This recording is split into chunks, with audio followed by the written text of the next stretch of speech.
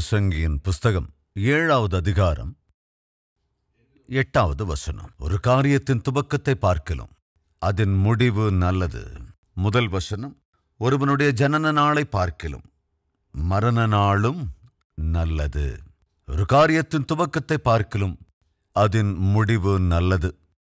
ஒருவனுடைய ஜனன நாளை பார்க்கலாம் மரண நாளும் நல்லது என்று வேதத்திலே நாம் பார்க்கிறோம். இவைகளை அடிப்படையாக கொண்டு இந்த வேளையிலும் ஒரு 4 பேரை உங்கள் முன் நிறுத்த விரும்புகின்றேன். இந்த 4 பேர் யாரென்றால், அற்புதமாக தங்கள் ஆவிக்குரிய வாழ்க்கையை ஆரம்பித்தவர்கள். ஆனால் அவர்களின் கடைசி காலத்திலோ திடீரென்று ஆவிக்குரிய காரியங்களில் இடறி தங்கள் வாழ்க்கையை முடித்தார்கள். தயவு செஞ்சு கவனிக்கணும். ஓட்டப்பந்தயத்திலே ஓடுகிறவர்கள் ஓடுவதற்காக அவர்கள் வெகுமதியை பெறுவதில்லை. ஓட்டத்தை கடைசியில் முடித்ததற்காக அவர்கள் வெகுமதியை பெறுகிறார்கள்.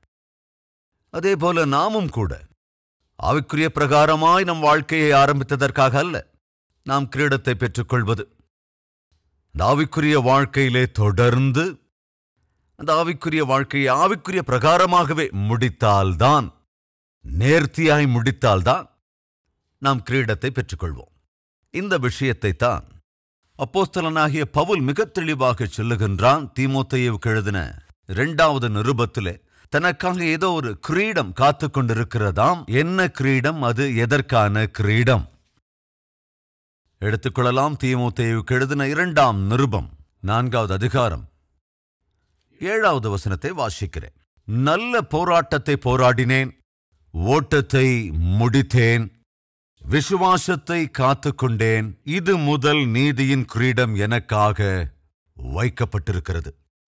எனக்காக நீதியின் கிரீடம் என்ற வெகுமதி தயாராக இருக்கிறது. ஏனென்றால் நான் என் ஓட்டத்தை ஓடிவிட்டேன் என்று சொல்லவில்லை. என் ஓட்டத்தை அற்புதமாக ஆரம்பித்திருக்கிறேன் என்றும் சொல்லவில்லை. அற்புதமாக ஓடினேன் என்றும் சொல்லவில்லை. நான் என்னுடைய ஓட்டத்தை முடித்தேன். எந்த ஓட்டத்தை ஆரம்பித்தேனோ அந்த ஓட்டத்தை நான் ஃபினிஷ் பண்ணிவிட்டேன். எந்த ஆவிக்குரிய வாழ்க்கையை நாம் ஆரம்பிக்கிறோமோ அந்த ஆவிக்குரிய வாழ்க்கையை நாம் வேதத்தின் அடிப்படையில் தொடர வேண்டும். வேத வசனத்தின் அடிப்படையிலேயே அதை ஃபினிஷ் பண்ண வேண்டும், முடிக்க வேண்டும். அப்பொழுதுதான் நீதியின் கிரீடத்தை பெற்றுக்கொள்வோம். பவுல் மிக தெளிவாக சொல்லுகிறான், நான் போராடினேன். சும்மா கண்டபடி போராடல. சில சந்தர்ப்பங்கள்ல கபடி விளையாடுறத பார்த்துருப்பீங்க. சிலர் கண்டபடி விளையாடுவாங்க. கேரம் போர்டு விளையாடுவாங்க, இஷ்டத்துக்கு தப்பு தப்பா ஆடுவாங்க. கிரிக்கெட் ஆட்டத்தில் கூட சில பேர் அழுகுனி ஆட்டம்னு சொல்லுவாங்க. அது அப்படின்னா என்னன்னு தெரியுமா உங்களுக்கு? தெரியுமாங்க? அதாவது ரூல்ஸ் எதையும் கடைபிடிக்காம இஷ்டம் போல சும்மா விளையாடுறது. அவன் ரூல் அவனுக்கு, அவன் சொல்ற நியாயம் அவனுக்கு, அவன் கணக்கு அவனுக்கு. இப்படி ஒரு வரைமுறை இல்லாம விளையாடுறது, அதுக்கு பேரு விளையாட்டு இல்லை. இஷ்டம் போல வாழ்ந்தா கூட அது வாழ்க்கையும் அல்ல. அதே போல ஆவிக்குரிய வாழ்க்கையிலும் இஷ்டம் போல நாம் இருந்தோம்னா அது ஆவிக்குரிய நடத்தை அல்ல. பவுல் சொல்லுகின்றான், கவனிங்க, நான் போராடினேன், ஆனால் நல்ல போராட்டத்தை போராடினேன். வரைமுறையோடு போராடினேன், சட்டதிட்டத்திற்குட்பட்டு போராடினேன். அதே போல கேம்ஸ்ல வரைமுறைக்குட்பட்டு சட்டத்திட்டத்துக்குட்பட்டு விளையாடினா தான் குவாலிஃபை ஆக முடியும். அந்த சட்ட விதிகளுக்கு அப்பாற்பட்டு ஒருவேளை விளையாடினால் டிஸ்குவாலிஃபை பண்ணிடுவாங்க. ஃபுட்பால் ஆடும்போது பிளேயரோட கான்சன்ட்ரேஷன் எப்போதும் ஃபுட்பால் மேலே தான் இருக்கணும். அப்படி இல்லாம அடுத்த வீரருடைய காலுக்குள்ள காலை விடுறது, அவங்க ஓடி வரும்போது திடீர்னு விழும்படியா நம்ம காலை இடையில வைக்கிறது, அப்படி விளையாண்டா அந்த மாதிரி திடீர்னு காலை உள்ள விட்டா அது நேர்த்தி கிடையாது. உடனே அப்படிப்பட்ட வீரரை சஸ்பெண்ட் பண்ணிடுவாங்க. காரணம் என்ன? சட்ட திட்டத்திற்குட்பட்டு விளையாடல. அந்த வீரன் ஃபைட் பண்றான், அவன் போராடுறான், அந்த ஃபுட்பால் கேம்ல ஜெயிக்கணும்னு எவ்வளவோ போராடுறான், ஆனா விதிகளுக்கு உட்பட்டு போராடல. எதிரணி வீரரை காயப்படுத்துற விதமா போராடும் போது அவரை சஸ்பெண்ட் பண்ணிடுவாங்க. அன்பு சகோதர சகோதரிகளே, வாழ்க்கையும் கூட ஒரு போராட்டம் தான். எப்போதும் சாத்தானோட நாம போராடுறோம். தினந்தோறும் சரீரத்தோடு கூட நமக்கு போராட்டம் உண்டு. அநேக சோதனைகளோடு போராட்டம் உண்டு. அந்த போராட்டம் சில சமயங்கள் அது சரீரத்துக்குள்ளேயே இருக்கும். அதிகபட்சமா சில சந்தர்ப்பங்கள்ல வீட்டுக்குள்ள போராட்டம் இருக்கும். கணவரோட போராட்டம், ஊழியத்துல போராட்டம், சபையில போராட்டம், சபை உறுப்பினர்களோடு போராட்டம், சபை மூப்பர்களோடு போராட்டம், சுகவீனத்தோடு போராட்டம், ஃபினான்ஷியலா போராட்டம், ஃப்ரெண்ட்ஸோடு போராட்டம், ஆவிக்குரியவர்களோட போராட்டம். இப்படி அநேக போராட்டங்களை ஒவ்வொரு நாளும் நாம் நம்முடைய வாழ்க்கையில எதிர்கொண்டுகிட்டே இருப்போம். ஆனால் இந்த போராட்டங்களை நாம ஜெயிக்கணும்னா தேவ வசனம் என்ற விதிகளுக்குட்பட்டு போராடணும். ஊழியத்தில் நாம வெற்றியை சாதிக்கணும்னா தேவன் கொடுத்திருக்கிற ஒரு வசனத்தின் அடிப்படையிலான விதத்தில் நம்முடைய ஊழியங்களை நாம் தொடர வேண்டும்.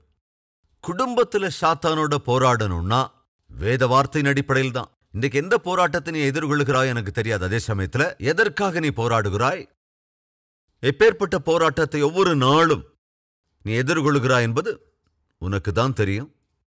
ஆனால் நல்ல போராட்டத்தை போராடணும்.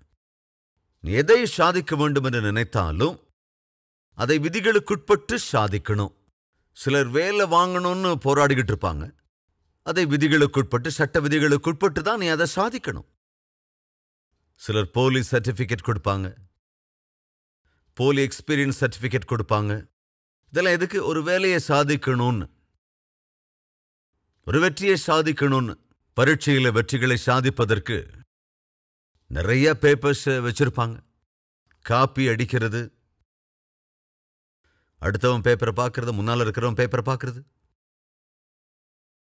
நான் படிக்கிற நாட்களில் எனக்கு கணக்கு சுத்தமாக வரவே வராது. அதனால் எனக்கு முன்னால் உட்கார பையனு நல்லா கணக்கு போடுவான். எக்ஸாம்ஸில் எப்போதும் எனக்கு முன்னால் தான் உட்காருவான். அவன் கொஞ்சம் பேப்பர் அப்படி சைடில் வச்சான்னா போதும், பின்னால் நான் இருக்கிறதுனா எனக்கு ரொம்ப கிளியராக தெரியும். அதனால் அவங்ககிட்ட அவ்வளவு அன்போடு இருப்பேன், ரொம்ப நட்பாக பழகுவேன். அவனை எப்போ பார்த்தாலும் ஏதாவது வெளியே போகலான்னா உடனே அவனை என் கூட கூட்டிகிட்டு போவேன். அவன் என்ன வேணுனாலும் சாப்பிட வாங்கி கொடுப்பேன். பாவம் அவனுக்கு தெரியாது நான் எவ்வளோ அன்பாக நடந்துக்கிறேன்னு. எக்ஸாம்ஸ் வரப்போகுது இல்லை இப்போ. அப்படி எக்ஸாம்ஸ் வரும்போது, குறிப்பாக அதில் மேத்ஸ் எக்ஸாம் வரும்போது, அவன் பேப்பரை கொஞ்சம் பக்கத்தில் தள்ளி வச்சா போதும், அதை பார்த்து நான் ஈஸியாக காப்பி அடிச்சுக்க முடியும். நான் என்னுடைய அறிவு அன்னைக்கு சார்ந்து இருக்கல, அடுத்தவனுடைய அறிவை சார்ந்து கொண்டு காப்பி அடித்து எப்படியாவது எக்ஸாம்ஸில் நல்ல மார்க்கு வாங்கி ஆகணும் அப்படின்னு நான் காப்பி அடிக்கிறதுல சார்ந்திருந்தேன் சின்ன வயசில். அந்த கிளாஸில் ஒரு 10 பெஞ்ச் இருக்கும். அவனோட நம்பர் 10, என்னோட நம்பர் 11. 1 2 3 4 5 6 7 8 9 10. 10வது நம்பர் அவனோடது, அதாவது கடைசி பெஞ்ச் அவன் தான். ஸோ அவன் இங்கே உட்கார்ந்தான். 11வது நம்பர் என்னோடது, என்னை தூக்கி அங்கே போட்டாங்க. ஸோ எக்ஸாம் ஹாலுக்குள்ளே போனதுக்கப்புறம் எங்கே, ஐயோ என்னை கணக்கில் காப்பாற்றுறவன் எங்கே அப்படின்னு அவன் தேடினா, அவன் 10வது பெஞ்சில் அவன் சீட்டில் உட்கார்ந்துருக்கிறான். நான் 11 அங்கே வந்துருச்சு இடம். வேர்க்க ஆரம்பிச்சிருச்சுங்க எனக்கு. டென்ஷனோ டென்ஷன், வேர்வையோ வேர்வை. ஸோ நாம் எதை சார்ந்திருக்கணும்? கஷ்டப்பட்டு படித்து மார்க் வாங்கிறத சார்ந்திருக்கணும். காப்பி அடிக்கிறத சார்ந்திருந்தா இப்படி தான். அப்படி அன்னைக்கு காப்பி அடிக்கணும்னு முயற்சி செஞ்சு கடைசியில் வேர்வையா ஒரே கஷ்டம்.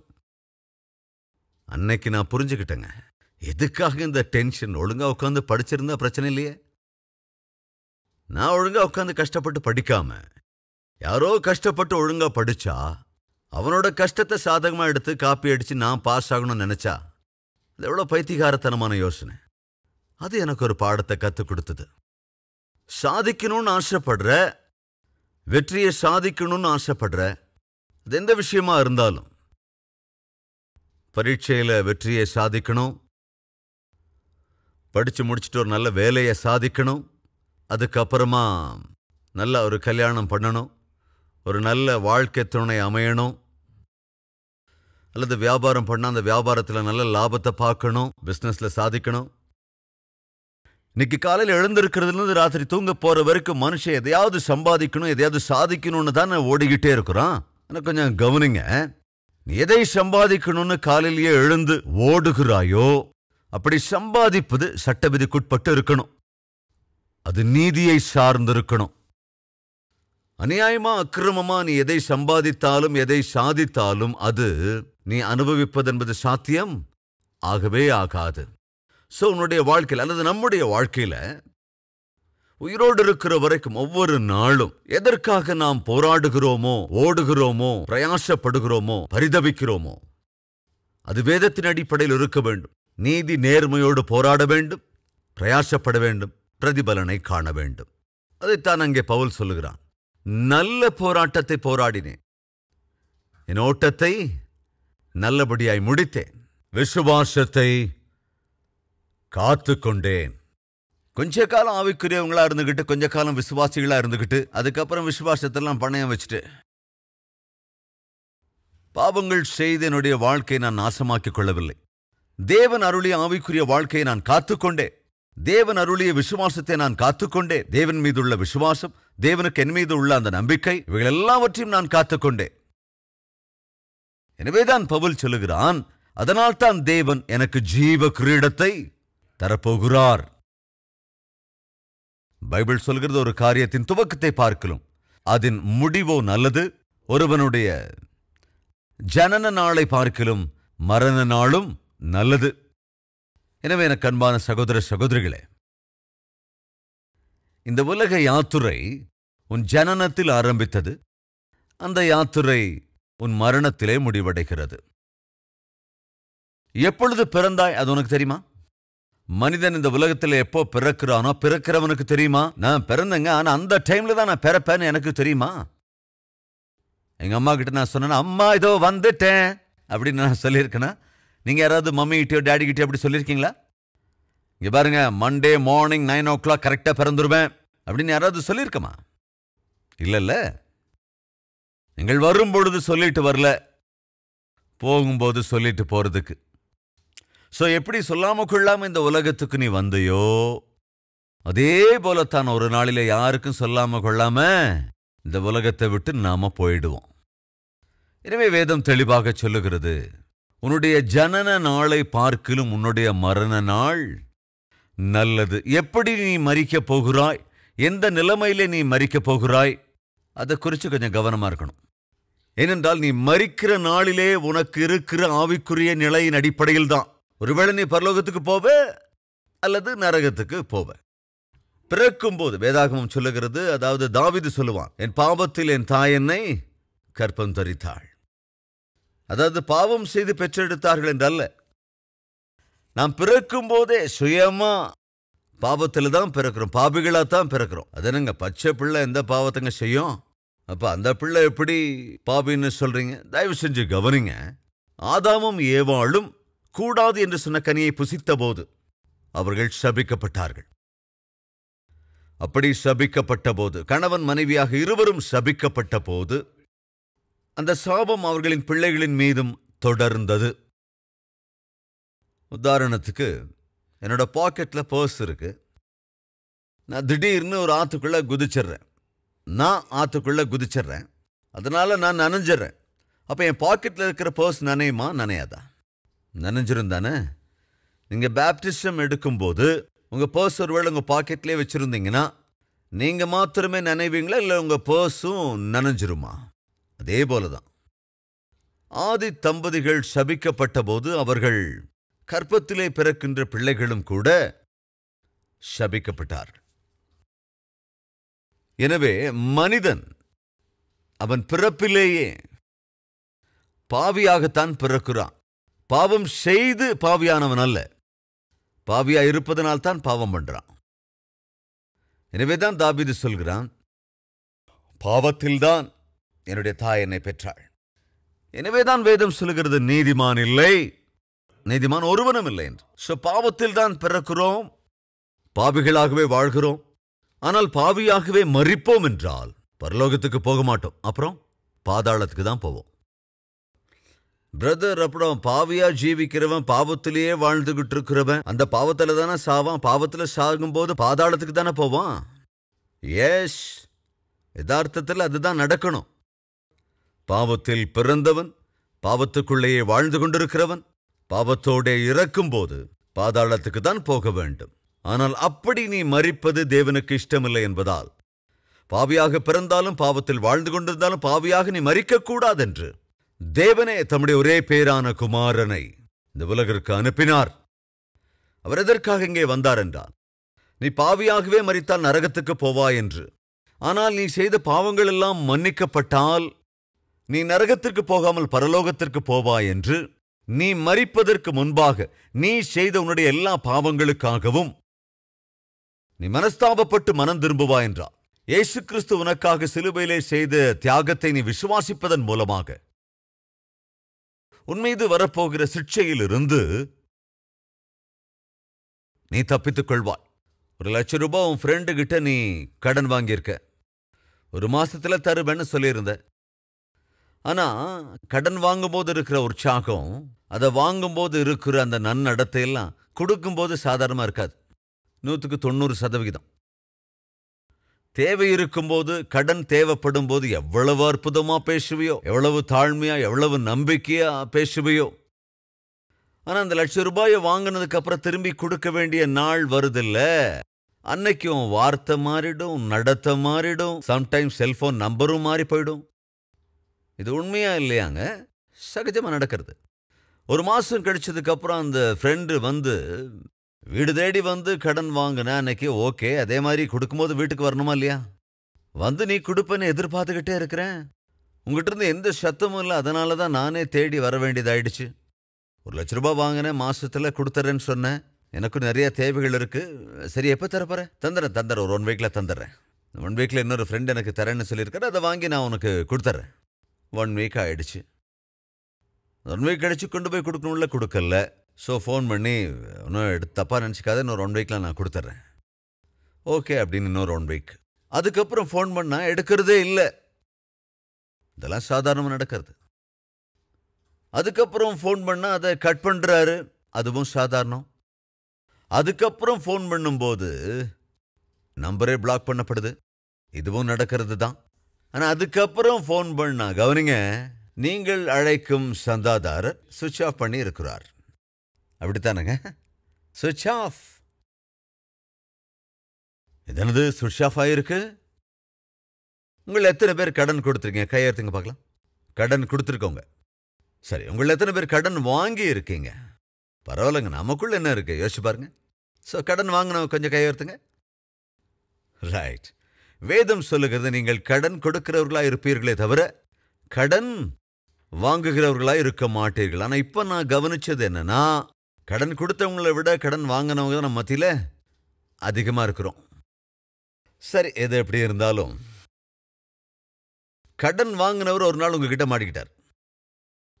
உடனே அவரை பிடிச்சிக்கிட்டு, ஏண்டா கடன் வாங்கிட்டு 1 மாசத்துல தரேன்னு சொன்னேன், இப்போ 3 மாசம் ஆச்சு, சுவிட்ச் ஆஃப் பண்ணி வச்சிருக்க, வீட்டுக்கு வந்தா வீடும் பூட்டி இருக்கு, இப்போ நீ என் பணத்தை தர முடியுமா முடியாதா அப்படின்னு சொல்லி நீங்க ஒரு சட்ட காலரை பிடிக்கிறீங்க.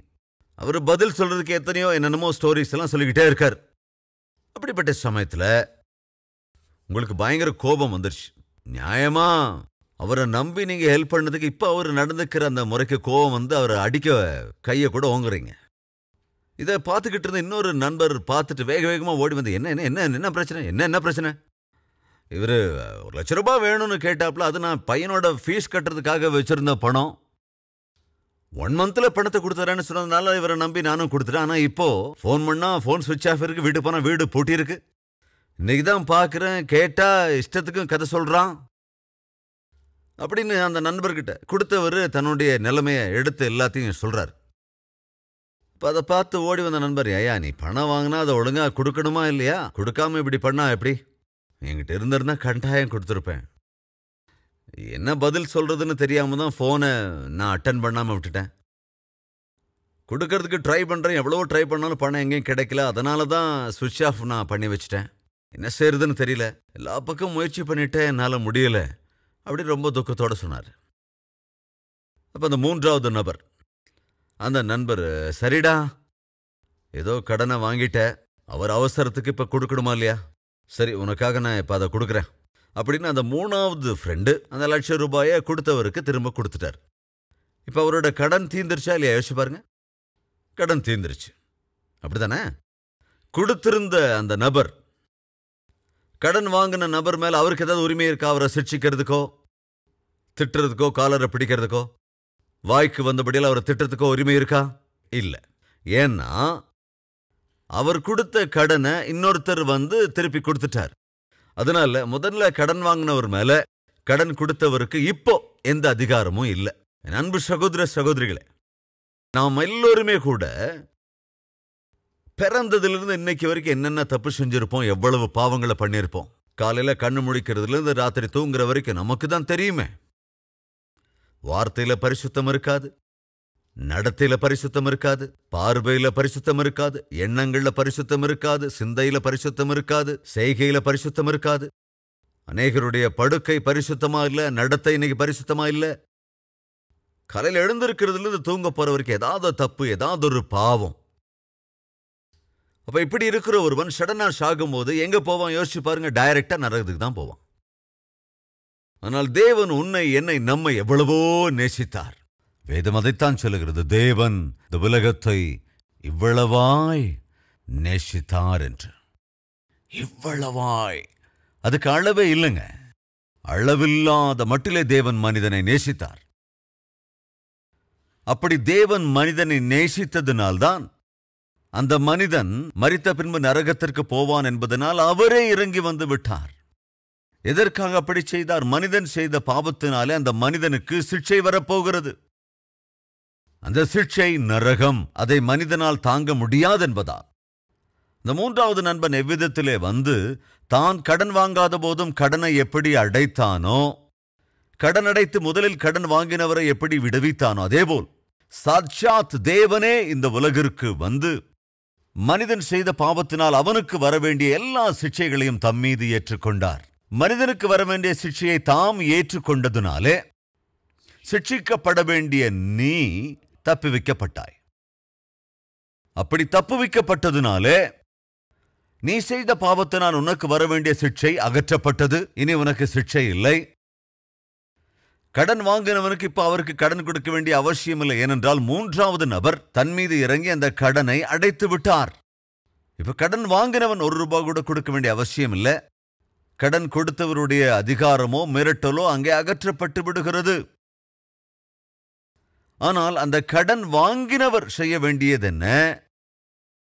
தான் கடனை அடைக்க முடியாத ஒரு பரிதாப நிலையில் இருக்கிற போது தன்னுடைய அவமானத்தை நீக்குவதற்கு, தன்னுடைய கஷ்டத்திலிருந்து தன்னை விடுவிப்பதற்காக வந்த நண்பன் இருக்கார் அல்லவா? சரிடா, உனக்காக நான் அந்த ₹1,00,000 கடனை அடைச்சிடறேன் என்று சொல்லி பணத்தை அவர் கொடுக்கிற போது கடன் வாங்கினவர் என்ன செய்யணும்? அதை ஏற்றுக்கணும். அதை ஒத்துக்கிறீங்களா இல்லையா? கடன் கொடுக்கிற நபரை நீங்க ஏத்துக்கணும். கடவுள் மாதிரி வந்தடா, சரியான நேரத்தில் எனக்காக அந்த பணத்தை நீ கொடுத்ததுனால ரொம்ப நல்லதா போச்சு. இல்லைன்னா என் கௌரவம், என் மதிப்பு எல்லாம் என்ன எப்படி ஆயிருப்பேன். வாழ்க்கை முழுசு நான் உனக்கு நன்றியோடு இருப்பேன்டா. நீ செஞ்ச உதவியை நான் மறக்கவே மாட்டேன். வழக்கமா அப்படித்தானே சொல்லணும். அது சாதாரணம். ₹1,00,000 தன் நண்பன் தனக்காக கொடுக்கிற போது கடன் வாங்கியிருந்தவன் அதை ஏத்துக்கணும். அந்த உதவியை ஏற்றுக்கொள்ளணும். உதவி செய்கிற நபரை நம்பணும். அதே போல தனக்கு உதவினவர்கிட்ட எப்போதும் நன்றியோடு இருக்கணும். ஒத்துக்கிறீங்களா இல்லையா? இதை நாங்க ஒத்துக்கிறோம் அப்படின்னு சொல்றவங்க கொஞ்சம் கையை உயர்த்துங்க. ரைட், எல்லாருமே ஒத்துக்கிறீங்க இல்லையா? அதைத்தான் நானும் சொல்ல வரேன். நாம பாவம் பண்ணிருக்கோம், நமக்கு தான் சிக்ஷை வரணும். ஆனால் நம்மை நேசித்த தேவன் இறங்கி நமக்கு வர வேண்டிய சிக்ஷையை தாம் ஏற்றுக்கொண்டார். அப்படின்னா நாம இப்ப என்ன செய்யணும்? அவர் நமக்காக செய்த அந்த தியாகத்தை அங்கீகரிக்கணும். இல்ல, அவர் செய்த அந்த தியாகத்தை அங்கீகரித்துக் கொண்டு அன்னையிலிருந்து இந்த உலக யாத்திரையை முடிக்கிற வரைக்கும் நாம் அவருக்கு நன்றி உள்ளவர்களா வாழணுமா இல்லையா? அப்படித்தான் நாங்க வாழணும். அதைத்தான் வேதம் என்ன சொல்லுகிறது என்றால், யாரெல்லாம் அவரை ஏற்றுக்கொள்ளுகிறார்களோ, யாரை?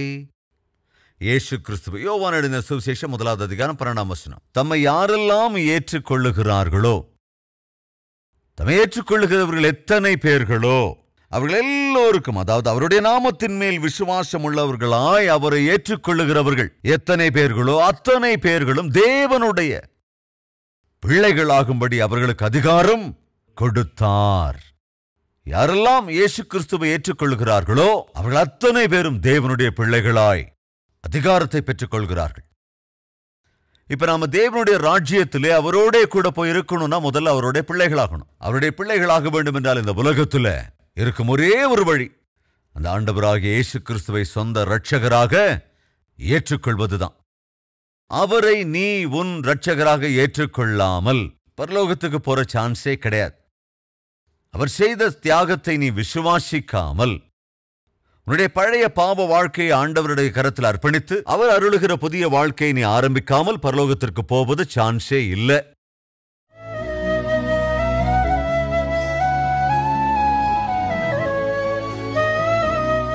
பரிசுத்தமும் அன்பும் நிறைந்த பிதாவே, இந்த வேளையிலும் விண்ணப்பம் பண்ணுகிற மனம் திரும்ப விரும்புகிற ஒவ்வொரு பிள்ளைகளையும் ஏற்றுக்கொள்ளுங்கப்பா. உயிருக்கு உயிராய் நேசித்து உயிரையே தியாகம் செய்தீர், கிரயத்தை செலுத்திவிட்டீர். எங்களுக்கு வர வேண்டிய சிக்ஷையை நீர் ஏற்றுக்கொண்டீர். எங்கள் ஸ்தானத்தில் மறித்து எங்கள் சிக்ஷையை அகற்றி போட்டு விட்டீர். ஒரு புதிய வாழ்க்கையை அருளி செய்வதற்கு, பாவிகளாக இல்லாமல் பரிசுத்தவான்களா இந்த உலக யாத்திரையை நாங்கள் முடிப்பதற்கு, பரலோகத்திற்கு வருவதற்கு நீர் செய்ய வேண்டியதெல்லாவற்றையும் செய்து முடித்து விட்டீர். எவ்வளவு அற்புதமான தேவன் நீர்! உச்சந்தலை முதல் உள்ளங்கால் வரை இருக்கிற எல்லா பாவங்களையும் கழுவி சுத்திகை நித்திய ஜீவனுக்கு வாரிசுகளா எங்களை மாற்றுங்க ராஜா. ஜீவ புத்தகத்தில் எங்கள் ஒவ்வொருவருடைய பெயரும் இருக்கும்படி செய்யுங்கப்பா. ஒவ்வொருவருக்கும் இந்த வேளையில ஒரு புதிய இருதயத்தை, புதிய வாழ்க்கையை, புதிய துவக்கத்தை அருளி செய்யுங்க ராஜா. காரியத்தின் துவக்கத்தை பார்க்கலும் அதன் முடிவு நல்லது. ஜனன நாளை பார்க்கலும் மரண நாள் நல்லது. ஆண்டவரே, எங்கள் மரணம் எங்களுக்கு நன்மையை தர வேண்டும், தீமையை அல்ல. பரலோகத்துக்கு சேர்க்க வேண்டும், நரகத்திற்கு அல்ல. இப்பொழுதும் ஜெபித்துக் கொண்டிருக்கிற ஒவ்வொருவரையும் தங்கள் உயிருள்ள மட்டும் உமக்கு சாட்சிகளாய் வாழ்கிற மகா கிருபையை அருளி செய்ய வேண்டும் என்றும் பரலோகவாசிகளாய் ஏற்றுக்கொள்ள வேண்டும் என்றும் இயேசுவின் நாமத்தில் வேண்டிக் கொள்கிறோம் பிதாவே. ஆமென்.